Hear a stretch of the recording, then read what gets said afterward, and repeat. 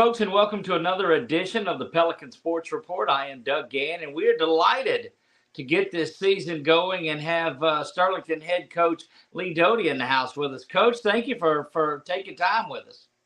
Man, I appreciate you guys having us. Thanks. Look, you got a little Sinlaw two-step over the next 2 weeks, coming down to Alexandria and then playing host to the Indians to kick the season off. What brought that about?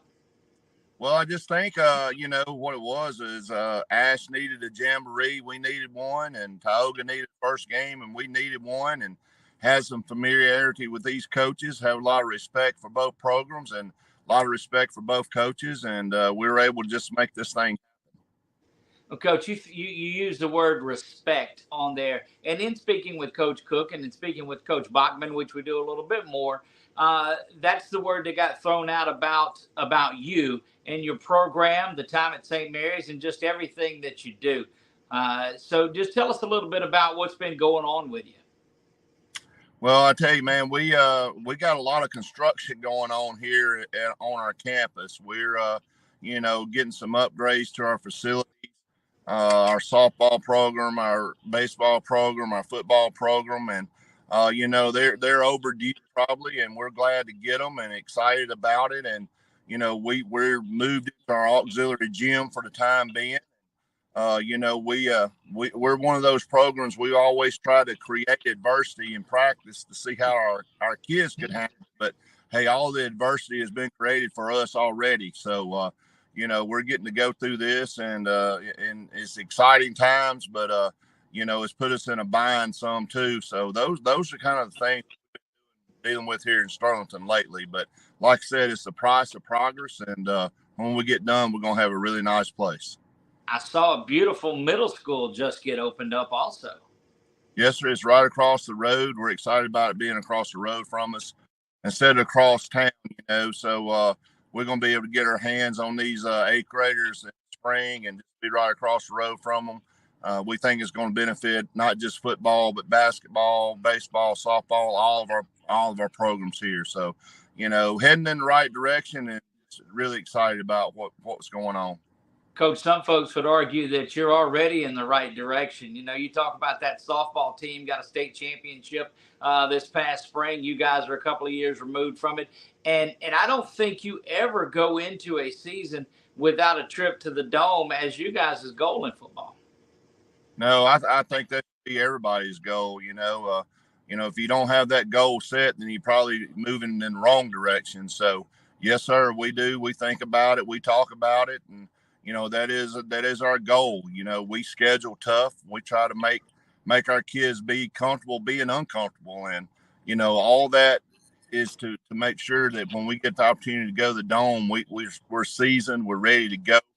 And, we want to win every game, no doubt, but we definitely want to set ourselves up to go win that last game.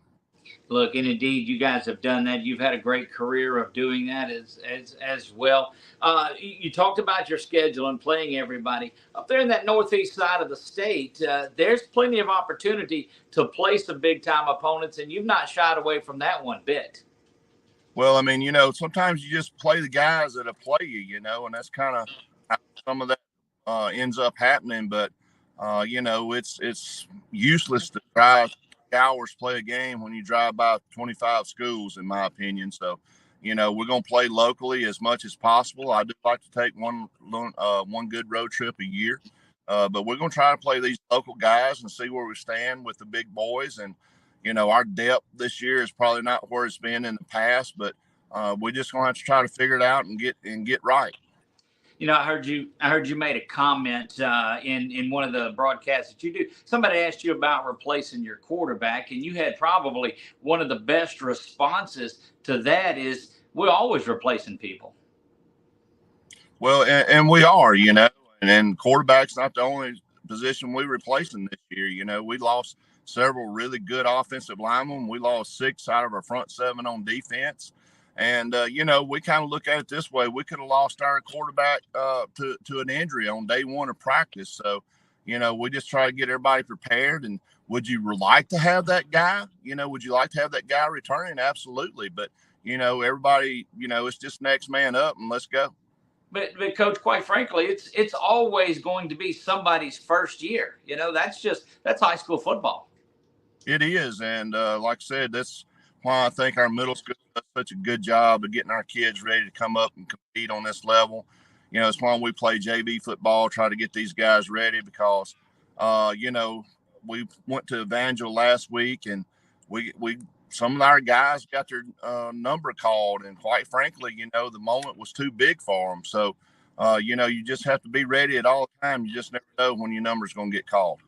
One of those numbers that's been called a lot and has been making his way around to a lot of camps and a lot of colleges is your kicker, Parker, D1 leg that he's got. Tell me a little bit about the consistency and what a advantage it is to have somebody with a powerful leg like that.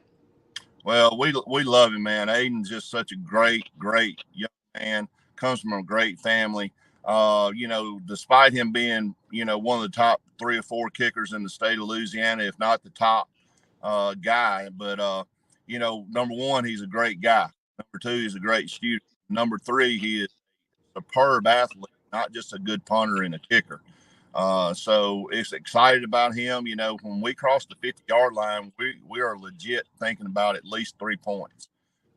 He's got big leg, big range, probably 55 in on field goal right now, can pinpoint accuracy on punting. And, we got to use him as the weapon he is. Well, it's great to see that, and following some of the X posts and Twitter posts, he's having a great time out there visiting. And one of the things that I saw you tell him was just enjoy the ride. Yeah, absolutely, man. It's something that everybody else don't get to do. And he's been to Colorado Springs, he's been to Mobile, Alabama. He's been in some really, really nice places in Florida, and we're excited about what the future holds for him.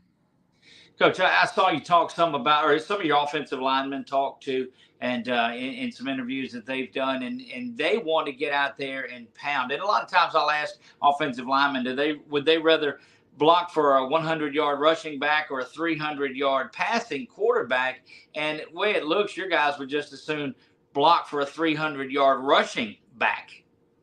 Well, I mean, we take a lot of pride in our offensive line. Coach Foster here, Coach Jansen, they do such a good job with our kids, getting them prepared, getting them ready to play. And it's almost like you just keep passing the torch down to the next group. And, we'll play this week and hopefully get better. And, but I'm going to tell you, by the time district starts, this offensive line will gel and will be pretty good again. Well, looking forward to it. You guys seem to control the clock, control the tempo of what you do.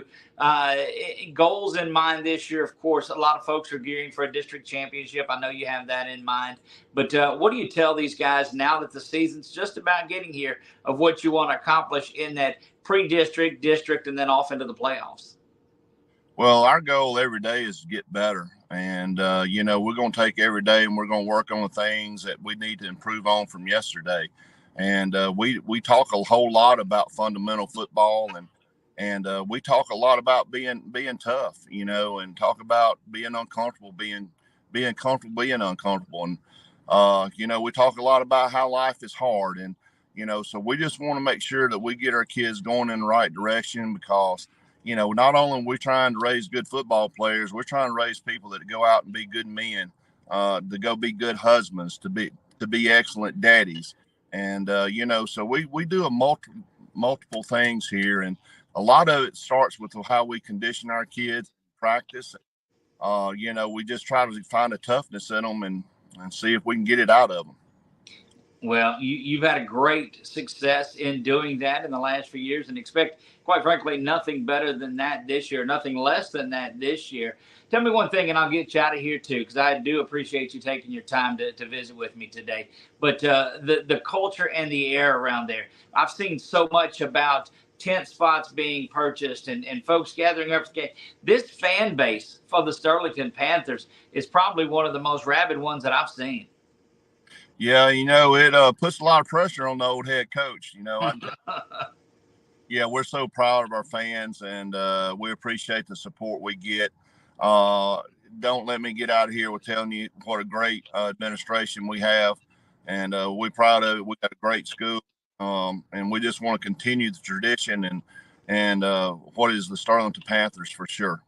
Well, indeed it is, and I know that in some of the Twitter research that I did too, you've got a wonderful coach's wife alongside, and I'm telling you, their guys can't do it without that. Well, yeah, she's the rock at our house for sure, and we really appreciate her, and I think all the kids respect her, and all the other coaches' wives here too. We're all in, and I think that's what it takes to be successful.